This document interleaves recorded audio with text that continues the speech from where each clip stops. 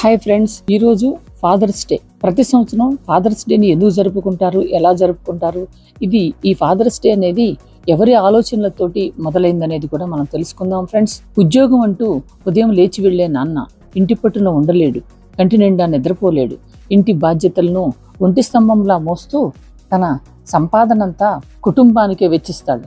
పిల్లల భవిష్యత్తు నిరంతరం తాపత్రయపడతాడు.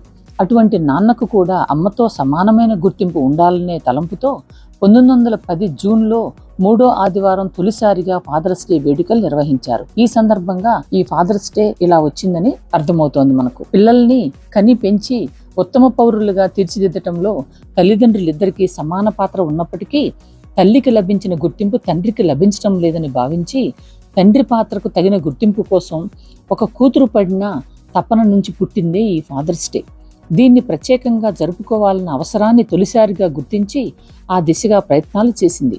వాషింగ్టన్కు చెందిన సొనారా ఈ విషయంలో ఆమె ఎంతగానో పోరాడి ఫాదర్స్ డే ఏర్పాటయ్యేలా చేసింది. ఈ ఉత్సవాలను మొదలుపెట్టింది అమెరికా అయినప్పటికీ కాలక్రమేణా అన్ని దేశాలకు ఇది పాకింది. హెన్నీ జాక్సన్ స్మార్ట్, విలియం స్మార్ట్లు దంపతులు వాషింగ్టన్లోని స్పోకనే అనే గ్రామంలో నివాసం ఉండేవారు. వారికి 6 సంతానం. అందులో చివరి సంతానం సొనారా. సొనారాకి 6 నెలల వయసు అప్పుడే తల్లి మరణించింది. అందరికన్నా పెద్ద కూతురు వయసు 12 ఏళ్లు. ఇది అప్పటి 1895 నాటి పరిస్థితి. అప్పుడు కూడా పురుషుడిగా విలియంకు మరో భార్యను తెచ్చుకునే హక్కు, అవకాశం సమాజంలో ఉన్నాయి.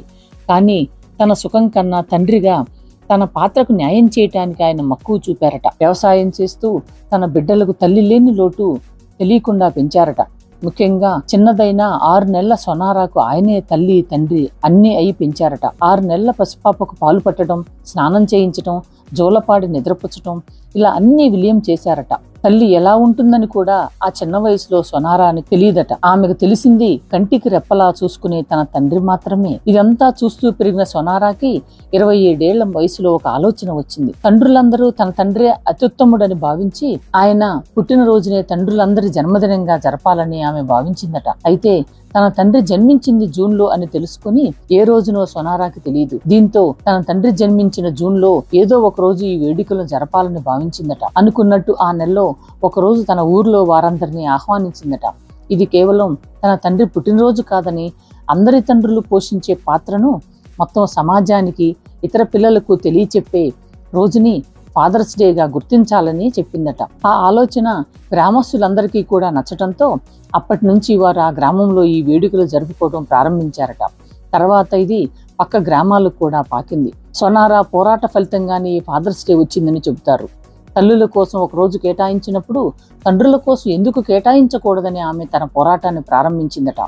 ఈ పోరాట ఫలితంగా 1910 జూన్ 19న ప్రపంచంలోనే తొలిసారిగా అమెరికాలో ఫాదర్స్ డే వేడుకలు నిర్వహించారట. నిజానికి ఆమె జూన్ 5న ఈ వేడుకలు నిర్వహించాలని అనుకున్నా కొన్ని అనివార్య కారణాల వల్ల ఆలస్యం కావడంతో చివరికి జూన్ 3వ ఆదివారాన్ని ఫాదర్స్ డేగా నిశ్చయించారు. 1916లో అప్పటి అమెరికా అధ్యక్షుడు వుడ్రో విల్సన్ దీన్ని అధికారికంగా ప్రకటించారు. 1966లో జూన్ 3వ ఆదివారం ఫాదర్స్ డే జరుపుకోవాలంటూ దీనికి సంబంధించిన తీర్మానంపై అధ్యక్షుడు లిండన్ జాన్సన్ సంతకాలు చేశారట. తర్వాత దీన్ని నిర్వహించేందుకు శాశ్వత జాతీయ ప్రతిపత్తిని రిచర్డ్ నిక్సన్ కల్పించారట. అప్పటి నుండి ప్రపంచవ్యాప్తంగా ఈ ఫాదర్స్ డే ప్రసిద్ధి చెందింది. ఇలా చెప్పుకుంటూ పోతే బిడ్డల భవిష్యత్తు కోసం తన జీవితాన్ని మొత్తం దారపోసిన వ్యక్తే తండ్రి. కాలం గడిచే కొద్దీ ఫాదర్స్ డే మెల్లగా పాపులర్ కావటం మొదలుపెట్టింది. అనేక దేశాలకు పాకింది. 1966లో అమెరికా ప్రెసిడెంట్ ప్రతి ఏడాది ఆగస్టు 3వ వారం ఫాదర్స్ డే నిర్వహించాలని అధికారికంగా ప్రకటించారు. ఈ రోజున పిల్లలు తమ తండ్రులు విషెస్ చెప్పడంతో పాటు వారికి ఏదైనా బహుమతిని కూడా అందిస్తారు. ప్రపంచంలో దాదాపు 100కు పైగా దేశాలు ఈ ప్రత్యేక దినోత్సవాన్ని నిర్వహించుకుంటున్నారు. ప్రపంచవ్యాప్తంగా ఉన్న పిల్లలు అధికంగా వాచులు, కొత్త షర్టులు, ఖరీదైన పెన్నులు లాంటివి తండ్రులకు కొనిస్తారు. ప్రపంచంలో అధికంగా గ్రీటింగ్ కార్డులు పంపే దినోత్సవాల్లో ఫాదర్స్ డేది 4వ స్థానమట. ఏటా ప్రపంచవ్యాప్తంగా దాదాపు 87 మిలియన్ కార్డులు అమ్ముడవుతాయి. స్పెయిన్, ఇటలీ, పోర్చుగల్ దేశాల్లో ఫాదర్స్ డే మార్చి 19 నిర్వహించుకుంటారు. ఆ సెయింట్ జోసెఫ్ ని కొలుస్తారు. ఫాదర్స్ డే ను నిర్వహించుకుంటున్న మొదటి దేశం అమెరికా. డాడ్ అనే పదం వాడుకలోకి వచ్చింది 1500 ఏళ్ల క్రితం అని చెబుతారు. ఫాదర్స్ డే రోజు ఇవ్వాల్సిన పువ్వు గులాబీ పువ్వట. మాతృదేవోభవ, పితృదేవోభవ, ఆచార్య దేవోభవ ఈ 4 సూత్రాలు ఆర్షధర్మ సౌధానికి మూల స్తంభాలు. పుట్టిన బిడ్డ ఎవరూ చెప్పకుండానే తల్లిని గుర్తిస్తుంది. ఆ బిడ్డకు తండ్రిని పరిచయం చేస్తుంది తల్లి. ఆ తండ్రి తన బిడ్డకు ఆచార్యుని, గురువుని పరిచయం చేస్తాడు. ఆ గురువు ఆ బిడ్డకు ఆశ్రమ ధర్మాలు బోధించి జీవిత సత్యాన్ని తెలియజేస్తాడు. నిజానికి ప్రతి బిడ్డకు తండ్రి తొలి గురువు. తండ్రికి ఆచార్యుడు అని మరో పేరు కూడా ఉంది. ఏ విధంగా అనే సందేహం కలగవచ్చు మీ అందరికీ. గాయత్రి మంత్రోపదేశం చేసి ఆధ్యాత్మిక జ్యోతిని దర్శింపచేసే తొలి గురువు తండ్రే. మరి ఉపనయన సంస్కారం లేని వారి మాటకు వస్తే అక్షరాభ్యాస సమయంలో బిడ్డను తన తొడ మీద కూర్చోబెట్టుకుని తొలిసారిగా అక్షరాలు దిద్దించేది కూడా తండ్రి. బిడ్డ అభివృద్ధికి తన జీవితాన్ని సోపానాలుగా పరుస్తాడు తండ్రి.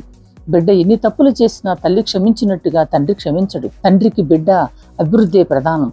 ఈ విషయంలో తన పితృ ప్రేమను కూడా బలంగా చాటుకుంటాడు తండ్రి. ఇది భౌతిక ప్రపంచంలో తండ్రి పాత్ర. ఇక ధర్మశాస్త్ర దృష్ట్యా తండ్రికి ఎంతో ప్రాధాన్యత ఉంది. మన జీవితంలో ఎప్పటికీ నాన్న తొలి వరుసలో ఉంటారు. తల్లి తన మాటలతో ధైర్యం నింపితే అదే ధైర్యాన్ని తన చేతులతో మనకు ఇవ్వగలిగేవాడే నాన్న. మనకు జన్మనివ్వటమే మనకు భవిష్యత్తును చూపేది కూడా నాన్నే. అందుకే పిల్లలకు మొదటి గురువు, స్నేహితుడు, మార్గదర్శి అన్నీ నాన్నే. ఆ తర్వాతే ఎవరైనా. మనల్ని ప్రపంచానికి పరిచయం చేసేది అమ్మ, కానీ ప్రపంచాన్ని మనకు పరిచయం చేసేది మాత్రం నాన్నే. మన ముందు కఠినంగా ఉండే నాన్న బయటవారితో, ముఖ్యంగా బంధువులతో, స్నేహితులతో మన గురించి చాలా గొప్పగా చెబుతుంటాడు. గెలిచినప్పుడు ఆనందంగా 10 మందికి చెప్పుకొని, ఓడినప్పుడు మనం భుజం తట్టి గెలుస్తావులే అని దగ్గరకు తీసుకునేవాడే నాన్న. మనల్ని అల్లారుముద్దుగా పెంచి మనలోని లోపాలని సరిచేస్తూ, మన భవిష్యత్తుకు పునాదులు వేస్తూ మనకు గమ్యం చూపేది నాన్న. అనురాగానికి రూపం నాన్న. నాన్న పెంపకంలో కఠినత్వం ఉన్నా రేపటి మన భవిష్యత్తుకు ఆయన పడే తపన రేపటి మనకు నిలువుటద్దం నాన్న. అలాంటి నాన్న దేవుడి కన్నా మిన్న. ఈ లోకంలో మంచివారు చెడ్డవారు ఉంటారేమో కానీ ప్రేమలేని అమ్మ, బాధ్యత లేని నాన్న ఎంత వెతికినా ఉండరు. మనం తినే తిండి, కట్టుకునే బట్ట, చదివే చదువు తన వల్లే వచ్చాయని ఒక్కరోజు కూడా భావించని ప్రత్యక్ష దైవమే మన నాన్న. అమ్మది నమ్మకం, నాన్నది కోపం, ఇద్దరిది ప్రేమే.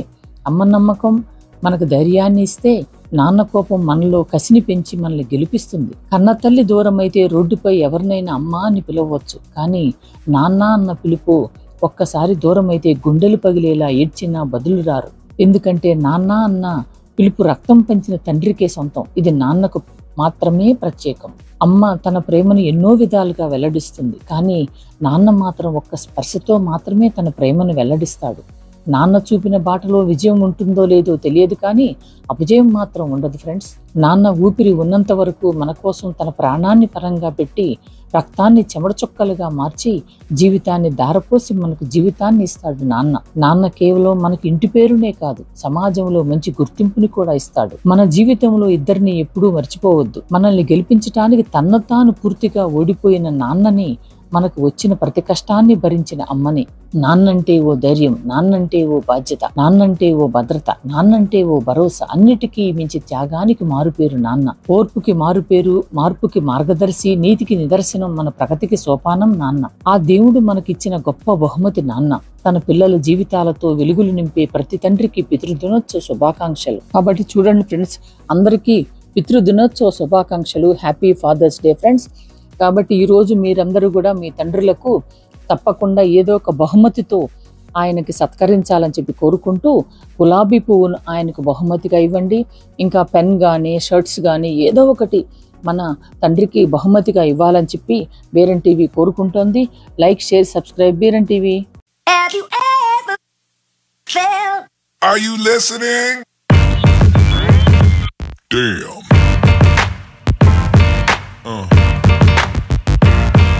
Yeah.